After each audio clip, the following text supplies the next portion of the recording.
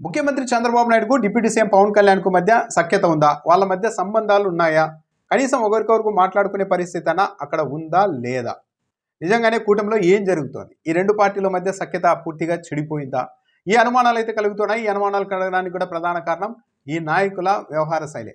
చంద్రబాబు నాయుడు మంత్రులు, వివిధ శాఖల కార్యదర్శులతో నిన్న ఒక సుదీర్ఘంగా ఒక కీలకమైన సమీక్ష సమావేశం నిర్వహించారు. ఈ సమావేశానికి డిప్యూటీ సీఎం పవన్ కళ్యాణ్ రాలేదు. పవన్ కళ్యాణ్ ఎందుకు రాలేదు అని అన్నదానిపైన మంత్రి నాదెండ్ల మనోహర్ చెప్పిన సమాధానం ఒక ఎత్తు అయితే, ఆ తర్వాత చంద్రబాబు నాయుడు గారు చేసిన వ్యాఖ్యలు ఇంకా గమ్మత్తుగా, ఆసక్తికరంగా, వీళ్ళ మధ్య నిజంగానే ఏదైనా గ్యాప్ ఉందా అన్న అనుమానాలకైతే బాగా బలంగా తావిస్తోంది. డిప్యూటీ సీఎం ఎందుకు రాలేదన్న దానిపైన నాదెండ్ల మనోహరే సమావేశం ప్రారంభంలోనే 2 వారాలుగా విపరీతమైన నడుము నొప్పితో పవన్ కళ్యాణ్ బాధపడుతూ ఉన్నారు. అందుకే ఈ సమావేశానికి రాలేకపోయారు. త్వరలోనే ఆయన కోలుకుంటారు, కొన్ని రోజుల్లోనే మళ్ళీ ఈ కార్యక్రమాలకు వస్తారంటూ ఆయనకు వివరించే ప్రయత్నం చేశారు. ఆ సమయంలోనే ముఖ్యమంత్రి చంద్రబాబు నాయుడు జోక్యం చేసుకొని, నేను కూడా పవన్ కళ్యాణ్తో మాట్లాడే ప్రయత్నం చేశాను, ఎందుకు ఆయన రావడం లేదు అన్న దానిపైన ఆరా తీసేందుకు ఆయనతో మాట్లాడేందుకు ప్రయత్నించాను, కానీ పవన్ కళ్యాణ్ నాతో మాట్లాడలేదు, ఆయన నాకు దొరకలేదు, అందుబాటులోనికి రాలేదు అంటూ సమావేశంలోనే చంద్రబాబు నాయుడు చెప్పేశారు. ఇదే ఇప్పుడు కీలకమైన వ్యాఖ్యగా మిగిలిపోయింది. ఒక ముఖ్యమంత్రి తన క్యాబినెట్లోనే ఉన్న డిప్యూటీ సీఎంతో మాట్లాడేందుకు ప్రయత్నిస్తే ఆయన ఎందుకు అందుబాటులోనికి రాలేదు? పవన్ కళ్యాణ్కు నడుము నొప్పి ఉంటే మాట్లాడడానికి అయితే ఇబ్బంది ఏం లేదు. ఫోన్ చేసింటారు పిఎస్లకో పిఎల్కో, వాళ్ళు ఫోన్ ఇస్తే ఒక 5 నిమిషాలు మాట్లాడేసి ఇలా నడుము నొప్పి ఉంది, ఆరోగ్యం బాగోలేదు, అందుకే రాలేకపోయాను అని చెప్పి ఉంటే ఒక మాటలో అయిపోయేది. కానీ ఏకంగా ముఖ్యమంత్రి డిప్యూటీ సీఎంతో మాట్లాడేందుకు ప్రయత్నిస్తే దొరకకపోవడం, అందుబాటులోనికి రాకపోవడం అంటే ఏంటి? చంద్రబాబు నాయుడు గారితో మాట్లాడేందుకు పవన్ కళ్యాణ్ గారు ఇష్టపడడం లేదా? అవాయిడ్ చేస్తూ ఉన్నారా? విపరీతమైన గ్యాప్ వచ్చేసిందా? ఎందుకంటే ఈ మాటలు స్వయంగా ముఖ్యమంత్రి చంద్రబాబు నాయుడు నిన్న సమావేశంలో చెప్పారు. నేను పవన్ కళ్యాణ్తో మాట్లాడే ప్రయత్నం చేస్తే ఆయన దొరకడం లేదు, అందుబాటులోనికి రావడం లేదు అని. అందుకే నాదెండ్ల మనోహర్ని ఆరాధీశారు ఏం జరిగింది అని. దాంతో ఆయన నడుము నొప్పి అన్నారు. అంటే ముఖ్యమంత్రితో మాట్లాడేందుకు కూడా పవన్ కళ్యాణ్ ఎందుకు ఇష్టపడడం లేదు? అయితే నాదెండ్ల మనోహర్ కవర్ చేసేందుకు ప్రయత్నించినప్పటికీ కూడా అది కూడా విఫలమైందన్న అభిప్రాయం కూడా వ్యక్తమవుతుంది. ఎందుకంటే ఆరోగ్యంతో, తీవ్ర అనారోగ్యంతో ఉన్నారు, అందుకే రాలేదని నాదెండ్ల మనోహర్ చెప్పినప్పటికీ కూడా పవన్ కళ్యాణ్ ఈరోజు కేరళ వెళ్తున్నారు ఆలయాల సందర్శనలో భాగంగా. 6వ తేదీ జరిగిన క్యాబినెట్ భేటీకి కూడా పవన్ కళ్యాణ్ రాలేదు. సో ఇలా వరుసగా లీవులు పెట్టడం, రాకుండా ఉండడం, కనీసం ఫోన్లో మాట్లాడేందుకు ఏకంగా ముఖ్యమంత్రి ప్రయత్నించినా ఆయన అందుబాటులోనికి రావడం బట్టి చూస్తుంటే గ్యాప్ తారాస్థాయికి చేరిపోయింది. ఒకటైతే స్పష్టంగా కనపడుతోంది. ఇప్పుడు చంద్రబాబు నాయుడు చేస్తున్న ఈ రూలింగ్ చూసిన తర్వాత ప్రజల్ని, రైతుల్ని, గ్రామీణ ప్రాంతాలని అన్నీ వదిలేసి తాను అనుకున్న ఒక విజనే కరెక్ట్, విజన్ 2047 కరెక్ట్, ఢిల్లీలో ప్రజలు ఆప్ను ఓడించడానికి కారణాలు కూడా ఆయనకు అనుకూలంగా అన్వయించేసుకొని ఇక ఏమీ ఇవ్వాల్సిన అవసరం లేదు, ప్రజల్ని పట్టించుకోవాల్సిన అవసరం లేదు, మనం విజన్లు రూపొందించుకుంటే సరిపోతుంది అన్నట్టుగా చంద్రబాబు నాయుడు వ్యవహార శైలి ఉంది.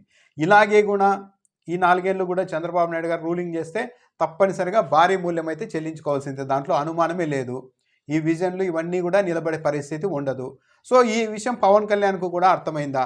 ఇప్పుడు పవన్ కళ్యాణ్ ముందున్న మార్గాలు రెండే. ఇలాగ రూలింగ్ జరిగితే గిన పవన్ కళ్యాణ్ మీద ఉన్నవి రెండే దారులు. ఒకటి, తెలుగుదేశం పార్టీ చంద్రబాబు నాయుడుతో పాటు అదే పడవలో ప్రయాణించి మొత్తం ఇద్దరూ మునిగిపోవడమా, లేకుంటే అలర్ట్ అయి ముందే కాసింత సమయం ముందే పక్కకు దూకేసి ఈ పరిపాలనతో నాకు సంబంధం లేదు అని చెప్పుకోవడమా?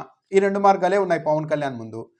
కలిసి ట్రావెల్ అయితే ఇద్దరు మునగాల్సిందే. రూలింగ్ ఇలా ఉంటే, సరే మారితే చెప్పలేం, రూలింగ్ ఇలాగే ఉండి చంద్రబాబు నాయుడు విధానాలు ఇలాగే ఉంటే, అసలు ఢిల్లీ ప్రజలు బటన్ నొక్కడాన్ని, పథకాన్ని తిరస్కరించేశారని చెప్పిన తర్వాత ఆయన ఉద్దేశం అయితే స్పష్టంగా ఉంది. ఏ పథకాలు, ఏం స్కీములు ఇవ్వకూడదు అన్న ఆలోచనతోనే ఉన్నట్టుగా ఉన్నారు. ఇచ్చిన 1-2 ఇచ్చి సరిపెట్టే పరిస్థితుల్లో ఉన్నారు.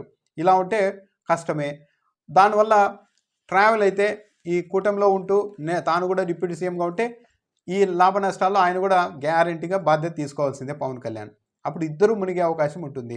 లేదు దీనికంతా నాకు సంబంధం లేదు, నేను అన్నది వేరు, నేను ఎలక్షన్లకు ముందు మేము చెప్పిన మేనిఫెస్టోకి నేను కట్టుబడే ఉండాలనుకున్నాను, పథకాలన్నీ ఇవ్వాలని అనుకున్నాను, కానీ ముఖ్యమంత్రిగా ఉన్న చంద్రబాబు నాయుడు అమలు చేయకపోతే దానికి నేను ఎలా బాధ్యతను వహిస్తాను అని తప్పుకోవడమా, డివేట్ అవడమా, ఇవే 2 మార్గాలు ఉన్నాయి పవన్ కళ్యాణ్ ముందు.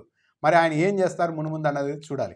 ఒక ముఖ్యమంత్రి ప్రయత్నిస్తే కనీసం ఫోన్లోకి వచ్చి మాట్లాడేందుకు కూడా డిప్యూటీ సీఎం పవన్ కళ్యాణ్ దొరకడం లేదు అంటే వీళ్ళ మధ్య మానవ సంబంధాలు పూర్తిగా అనుకున్న స్థాయిలో లేవు అన్నదైతే చాలా క్లియర్గా అర్థమవుతుంది. దీని పర్యవసానాలు మునుముందు రాజకీయంగా ఎలా ఉంటాయి అన్నది కూడా చూడాలి. ఈ విషయంలోనే కాదు, చాలా విషయంలో ఇండైరెక్ట్గా డిఫర్ అవుతూనే ఉన్నారు పవన్ కళ్యాణ్. తాను ఒక సొంతంగా ఎదగడానికి, నేను చంద్రబాబు నాయుడు కింద పనిచేయడం లేదు, నేను ఒక స్వతంత్రుడిని అని చెప్పుకోవడానికి ఆయన ట్రై చేస్తూ ఉన్నారు. తిరుపతిలో తొక్కిసలాట జరిగినప్పుడు కూడా ముఖ్యమంత్రి అంటే మొత్తం క్యాబినెట్ అంతా వెళ్తే ఈయన మాత్రం కొన్ని గంటలు ఆగి ప్రత్యేకంగా వెళ్ళారు. అంటే నా దారి రహదారి, నా రూటే సపరేటు అని సిగ్నల్ ఇచ్చే ప్రయత్నిస్తూ ఉన్నారు. కూటమిలో తెలుగుదేశం పార్టీ మంత్రుల పనితీరుపైన ఒకటి 2 సార్లు కామెంట్ చేశారు. మరీ ముఖ్యంగా లా అండ్ ఆర్డర్ మీద, చంద్రబాబు నాయుడు దగ్గర ఉన్న లా అండ్ ఆర్డర్ మీద కంప్లైంట్ చేశారు. బాగోలేదు అని, తాను హోంమంత్రి తీసుకుంటే ఇలా ఉండదు పరిస్థితి అంటూ మాట్లాడేశారు. అంటే చంద్రబాబు నాయుడు ఇవ్వకపోయినా కూడా నేను తీసుకునే పరిస్థితి ఉంటుంది అని చెప్పే పరిస్థితి కూడా ఆయన వెళ్ళిపోయారు. ఇక అన్నింటికి మించి మొన్న ర్యాంకులు ఇచ్చారు. 10వ ప్లేస్ ఇచ్చేశారు పవన్ కళ్యాణ్కు. నారా లోకేష్కు 8వ ర్యాంక్ ఇచ్చారు. చంద్రబాబు నాయుడు 6వ ర్యాంకు తీసుకున్నారు. ఇవి కూడా పవన్ కళ్యాణ్కి ఇబ్బంది పెట్టే అంశాలే. సో ఒకరిని ఒకరు డౌన్ చేసుకోవడానికి ఈ కూటమిలోని 2 పార్టీల నాయకులు పెద్దలు ప్రయత్నాలు చేస్తూ ఉన్నారా అన్న అనుమానం కూడా ఈ పరిణామాలతో కలుగుతోంది.